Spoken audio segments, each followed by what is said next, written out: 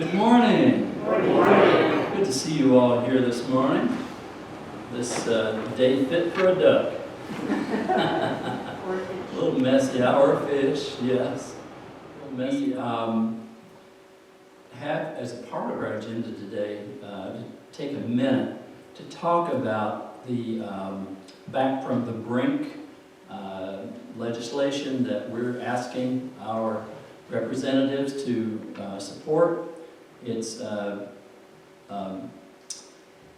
resolution that Ellen brought to our attention a few months ago, and we're asking each of us to consider signing it. And I don't actually think we have a physical copy of it this morning. You have it? Awesome. You got it on your phone, okay. You want me to get up and read Sure. it? Okay. Yeah. So Back from the Brink is a U.S.-based grassroots coalition of individuals, organizations, and elected officials working together toward a world free of nuclear weapons and advocating for common sense nuclear weapons policies to secure a safer, more just future. We call on the United States to lead a global effort to prevent nuclear war by actively pursuing a verifiable agreement among nuclear-armed states to eliminate their nuclear arsenals, and of course we have one, which is the Treaty on the Prohibition of Nuclear Weapons, renouncing the option of using nuclear weapons first, ending the sole unchecked authority of any U.S. president to launch a nuclear attack, taking U.S. nuclear weapons off hair-trigger alert, and canceling the plan to replace the entire U.S. nuclear arsenal with enhanced weapons. Thank you. Thank you. I'm sorry we don't have a physical copy for us to read and to sign or not sign with us this morning. We'll make that our top priority beginning our next service in 2 weeks. But that's something we've talked about for a while. It's a really vital piece of legislation that we'd like to see our representatives adopt and support. So more on that, but you can be thinking about it. Thank you for your good work on that, Ellen. Ellen has been working on that for, what, almost 30 years? Yeah. Almost 40. Almost 40 years. Wow, that's incredible. Okay. Yes, Andy? Are there other churches that are also involved in working on this idea? Yes, it's supported by a broad coalition of churches, and there's a whole list of them. We can get that too. There are 425 organizations, 329 U.S. elected officials, 66 municipalities and counties, and 7 state legislative bodies who have signed on. And a whole lot of individuals too. Yeah, it's kind of an easy thing to sign on, to support, I think. It's so good to be here together. Thanks for coming out today. I always marvel on our Sunday mornings together. There's so many options. You could have stayed home, had another cup of coffee, and read the New York Times or watched your favorite pundit on TV. But thank goodness you read the Times earlier and you put your favorite pundit on the DVR. So thanks for being here. Today I'm going to talk about the gift of change. And I have a quotation from Marianne Williamson's book of the same title. She said, "The only way to gain power in a world that is moving too fast is to learn to slow down. And the only way to spread one's influence wide is to learn how to go deep. The world we want for ourselves and our children will not emerge from electronic speed, but rather from a spiritual stillness that takes root in our souls. Then, and only then, will we create a world that reflects the heart instead of shattering it." That's from her book, The Gift of Change. I'm going to ask that we just take a minute now and get comfortable and close your eyes just for a moment of a meditation. If you feel comfortable doing that, take some deep breaths.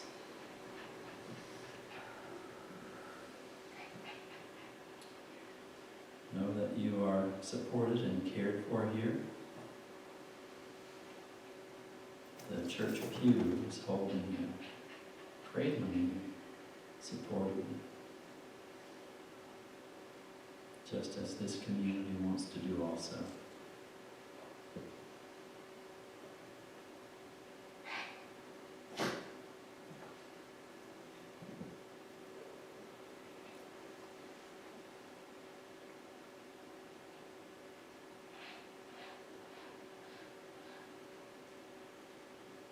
And then take another breath, and when you're ready, bring your awareness back to our community by opening your eyes and let us know you're ready.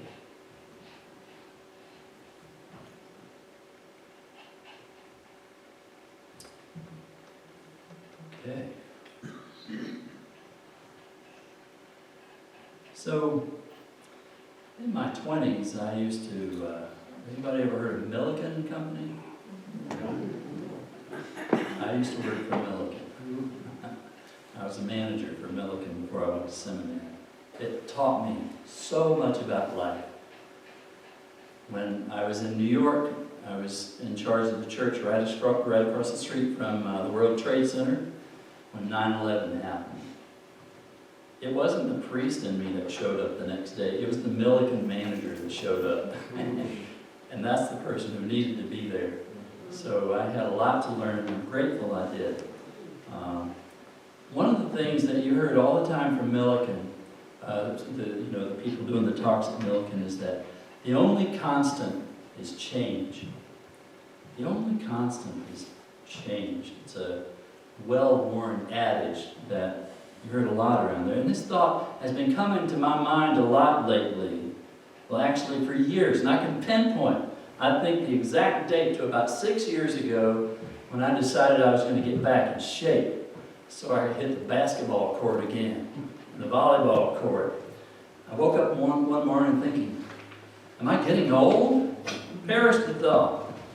I immediately grabbed onto all the help I could get from the denial industrial complex, the media, the popular thinking, the fantasies that feed our obsession with youthfulness, promising that if you just buy our product, you'll never grow old. By the way, isn't that absurd?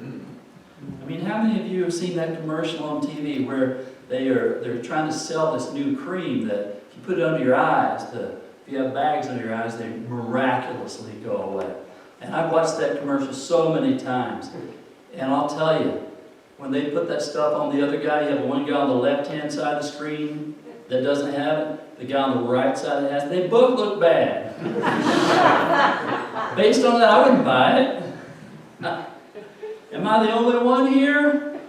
Be honest with me. I can't tell the difference. About 6 years ago, I decided that it was time to get back in shape, and so I can magically reclaim my vertical jump and quickness in my step, and with a slight bit of angst and some measure of desperation, I went hard. I went hard on the weights, until I blew out the shoulder. And I decided, I think I'm getting old. And I realized that in my own life, the world is going to outlast me. I'm not infinite. I am finite. Aging is irreversible. And the truth of Sam Cooke's most beautiful civil rights anthem is a song not just for society at large, but for me also. Change gonna come. Change gonna come. In fact, it's been there all along. The only constant is change. But if change is such an important, essential, inevitable part of life, why do we resist it so? It's part of our nature. We grab onto life and experience, and we try to grasp it so tightly that we control it. We grab onto the things that are precious to us, and we pull them to our chest like a newborn baby as we're holding it, swearing that we'll protect it at all costs. We cling to the things that we have precious in our mind's eye, only to see reality that, no matter how tightly we hold to things, like sand.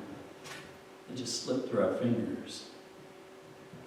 As many of you know, I've been working hard on a memoir about my time after 9/11, my experiences serving there.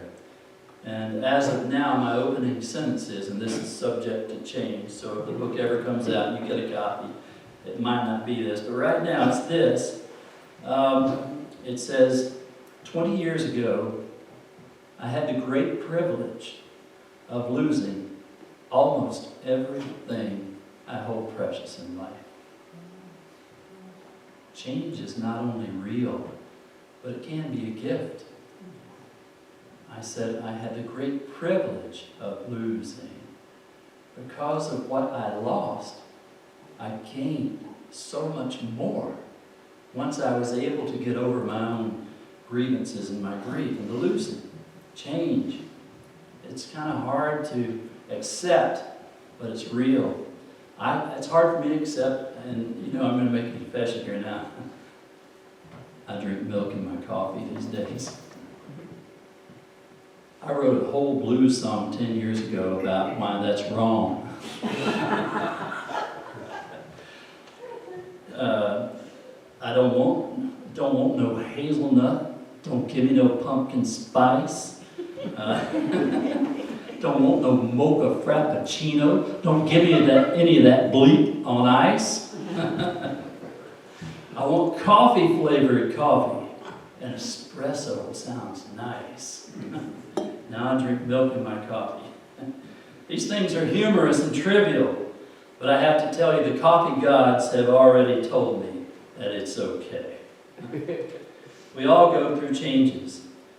Many are significant, many are life-changing. The bodily changes that come with aging that we all know. The mental and spiritual changes that stem from the realization that life is finite and that all those things on anyone's bucket list sometimes remains just out of reach. Changes in status. How many of us can remember the dividing line in life that was caused by a health challenge or a diagnosis? How many of us remember the change that came with losing a job or an identity? How many of us can remember the change that came with becoming a parent, having a child, changing a job status like retirement? To be alive is to be in flux, and change is essential to who we are. And as I pointed out in the title for the sermon today, change is a gift. So instead of resisting it, how can we befriend it? All right? There are lots of strategies. I want to tell you about one that Maria has put me on to. She's got me reading a book by psychiatrist Phil Stutz. If you have any questions at our question time, I'll direct them to her. Phil Stutz wrote a book called The Tools. And the tools, 5 tools to help you find courage, creativity, and willpower, and inspire you to live your life in forward motion. His tool, the one I'm reading about right now, is called The Reversal of Desire. And its spiritual benefit, each tool has a spiritual benefit. Its spiritual benefit is living life in forward motion. So the tool isn't really an exercise in negativity about getting rid of desire. It's about tackling hard things. Tackling hard things first. How many times we put off doing something knowing we need to do it, but we don't because it's so painful? Starting that diet, undergoing a necessary medical procedure, having a hard talk with a partner or spouse, having a hard talk with a family member or coworker. How much time? Sometimes, many times in a week. How often do we put off these conversations? Sometimes years. What happens to us in this time of avoidance and delay? We become numb, and the avoidance has a significant impact on our bodies and on our families. I put off dealing with my grievances related to 9/11 for at least a decade, and it has a significant impact on me, not only mentally but physically. For those of us in recovery, or who have family members in recovery, we know that making that change, making that step takes courage It takes courage to step into that and claim it and move forward. Stutz describes this approach to life similar to that of swimming or body surfing in really cold water. Now, on the Pacific coast where he is, I always thought the water was cold, and frankly, honestly, if the water wasn't so cold there, I might not be here today. That water is really cold. It's 66 degrees. Do you know how cold 66-degree water is? That doesn't sound bad in the air, but in the cold, that is frigid. I mean, the water, that's frigid. So there are two ways that you can approach body surfing in the Pacific. You can do it like I usually did, kind of wade in, get my feet wet, and then wade out a little further, and a little further, and a little further. You know, and then maybe an hour later, I'm ready to get in and really body surf. Phil Stutz says, we got to live life forward. He said, dive in. Don't waste time. Dive in. You know you're going to have to do it. Why waste the time? This is an approach that embraces living life in forward motion. So once you dive in, the initial shock gets over with. You embrace the reality of what is, and you get on with enjoying the water in the way that you set out to do, to body surf. I've spoken many times about the 1971 Pulitzer-winning prize book, The Denial of Death by Ernest Becker, and I still recommend it if you're looking for a book to read. It's such a profound book. It's had a significant impact on my life and my thinking and my philosophy. In short, when we deny the reality of death, that's the title of the book, The Denial of Death, we miss out on living. We miss out on the beautiful, precious, but yet fleeting nature of our lives. Instead of enjoying the body surfing, we're just trying to get adjusted to the temperature of the water. Denying the reality of our mortality and the changes taking place all around us is like not dealing with the Pacific Ocean's cold water. Diving in is the best way to go. Change is a gift. I may not have the vertical jump that I had years ago when I loved these sports such as volleyball and basketball and others. But when we get settled down after I move to Charleston, maybe in the new year, I'm going to reclaim my love of the sport as I torture my grandchildren into doing it. That's what happened to me. What goes around comes around, right? What's good for the goose is good for the gander. I'm going to have some volleyball players. If they're willing, if they want. If not, we'll do something else. But, yeah, change is a gift. Think alchemy. Think chemistry. Do you know you can take a cup of flour and about half a cup of sugar, an egg, and melted stick of butter? What am I leaving out?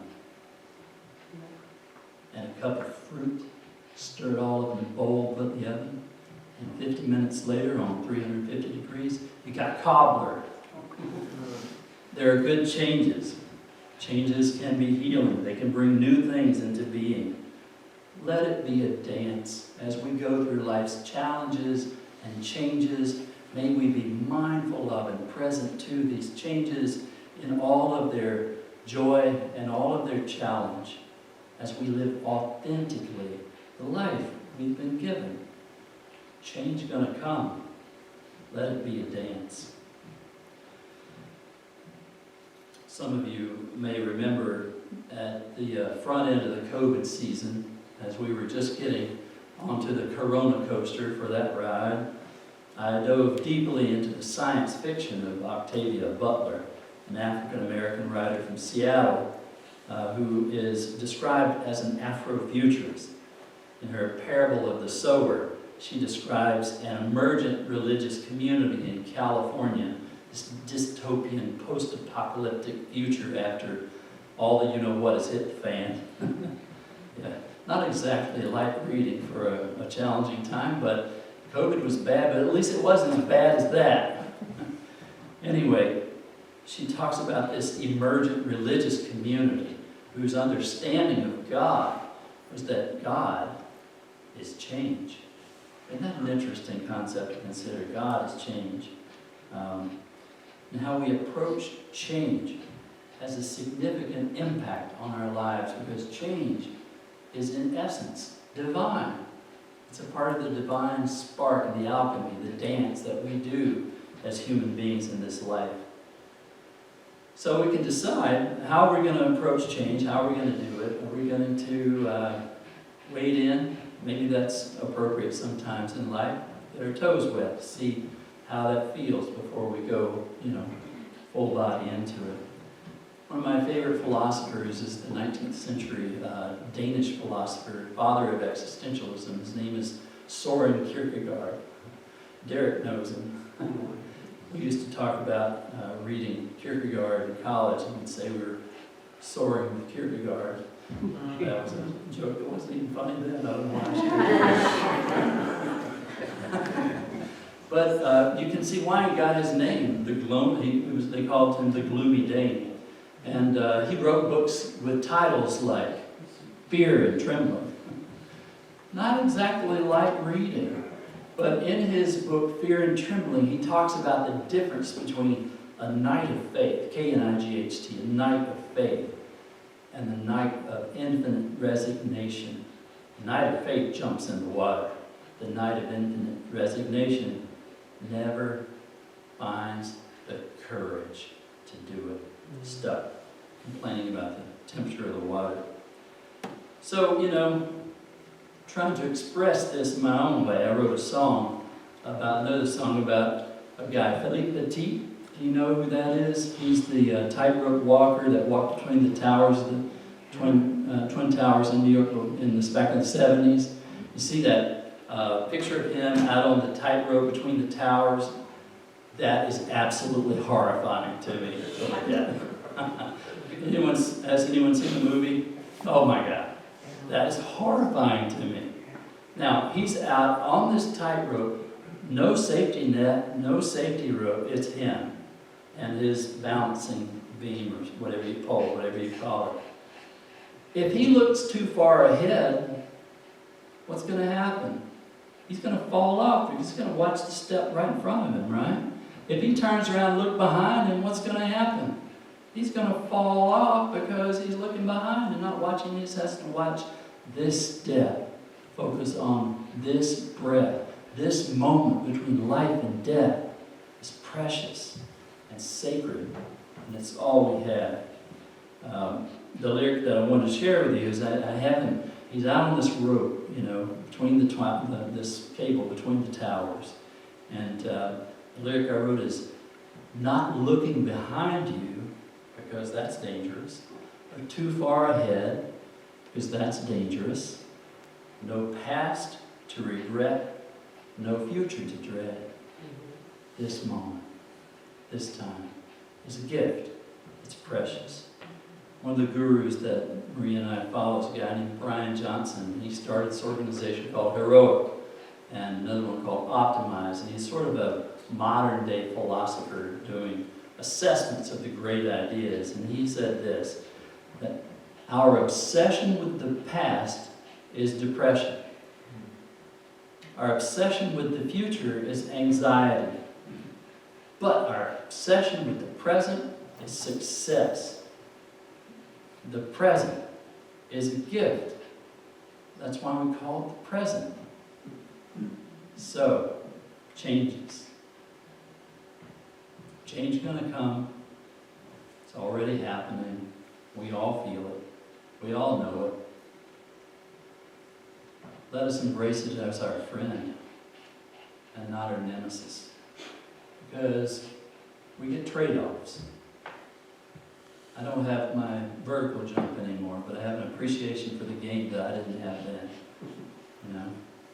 We may not be able to do certain things, but we can do other things.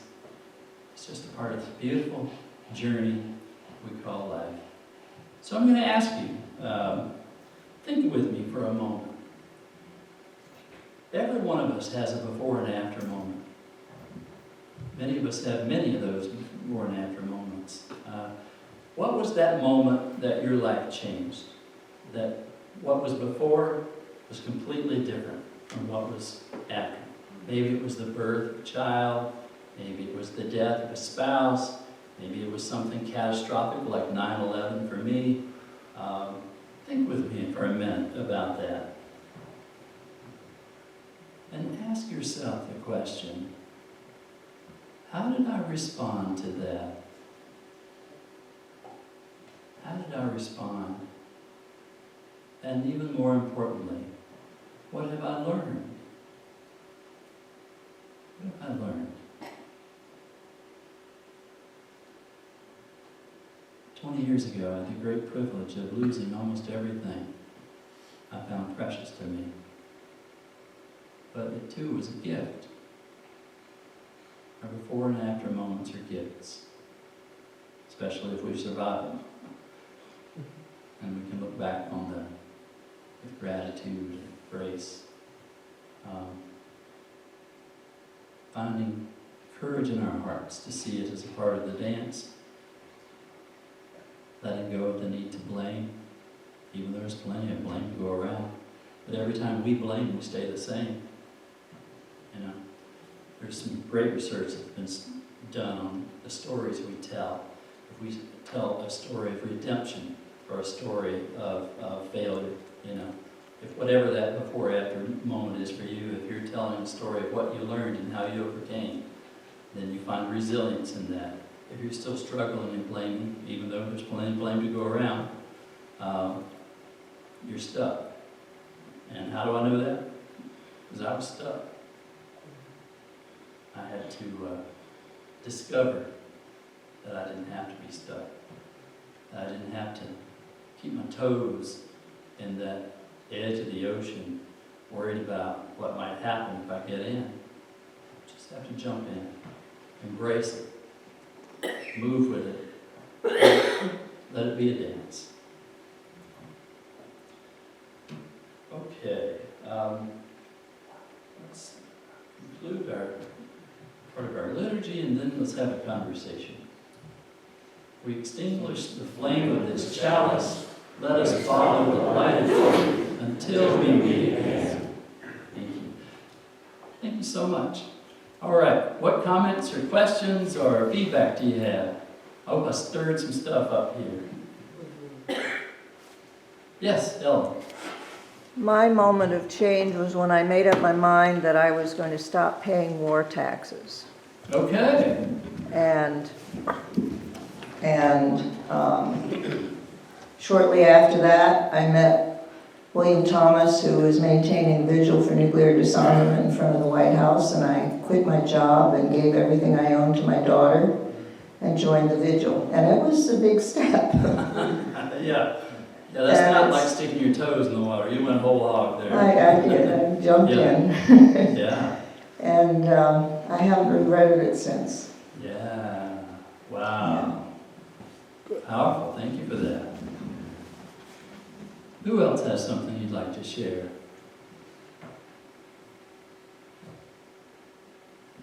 Yes, Dave. Many of you know my mother is very senior. And my brother and I are grasping for ways to get her out of her home. She desperately wants to stay in her home full of baggage and for generations and generations of baggage.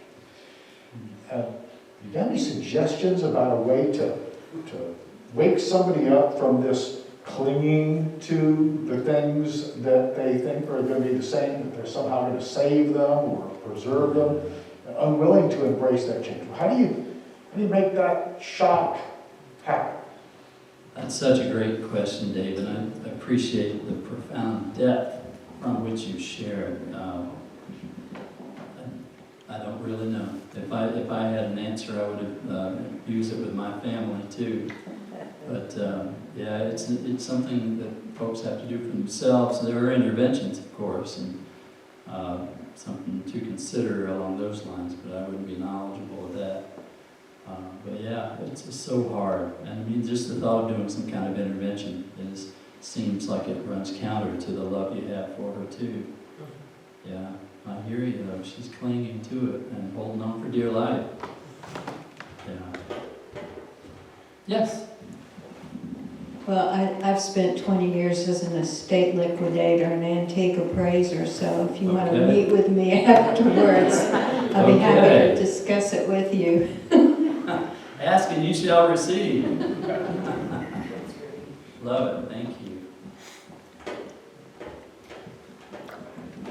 Gary?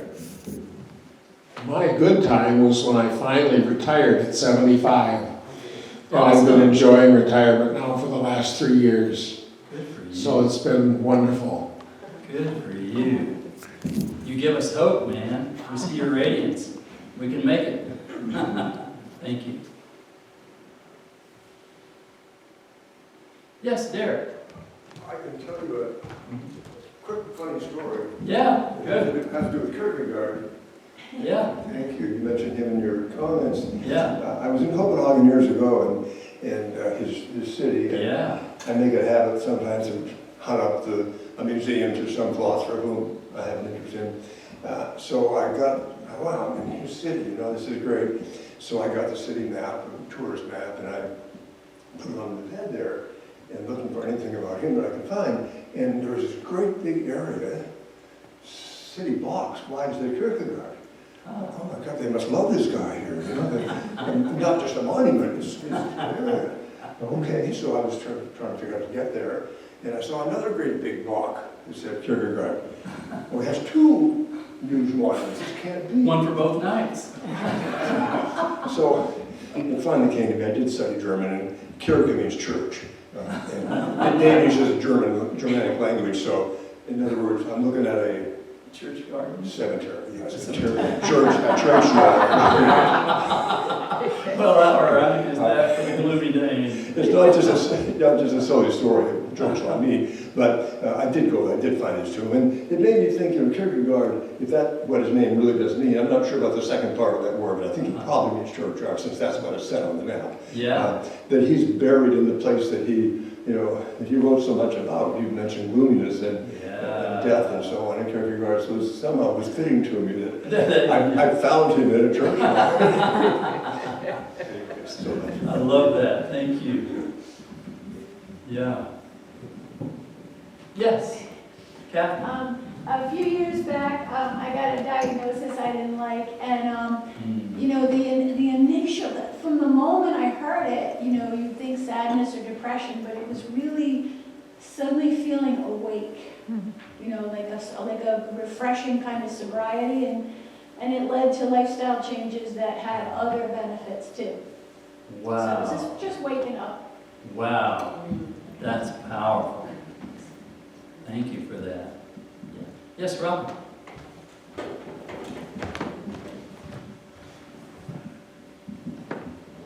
Something that helped me early on to not only accept change but make change was somebody handed me a little round rubber flat surface thing that said "to it" on it. And I said, "What is that?" And he said, "It's a round to it." And he said, anytime you don't do something that you need to do, look at that and remind yourself that you have to get around to it. And so my philosophy in life was, there's nothing to it but to do it. Oh, I like it, yeah. Dive in. I need to get a whole box of those. Yeah. Anyone else like to share? Yeah. Yes. Like what Stoppard said, I think when one door closes, another one opens. Yeah. Yeah. No, it's so beautiful. Yeah. And I have found in my elderhood that that's something you can actually trust. I don't think I ever really trusted it. Certainly not 20 years ago, but I see it now. And there's a decision we make, and there's an objective we declare. Just stepping up, showing up, stepping out. Seems like it brings the universe behind us to support us in that. Joseph Campbell talked a lot about that. Yeah. Yeah. Declaration of intention. Good. All right. Well, The gift of change is something that we all share and face daily. May we do so with charity, grace, sense of humor, and also, importantly, a sense of really how precious it all is. Yeah, life is so. That's why I'm a forgiveness teacher. Life is too precious. We don't want to waste a drop. You know, we spend time angry at other people or grudging something somebody did or blaming someone else, and all of it could be true, but every time you retell that story, you don't do yourself any favors. So, the gift of change. Thank you. Thank you. Okay, who wants some coffee? And you can put milk in it too.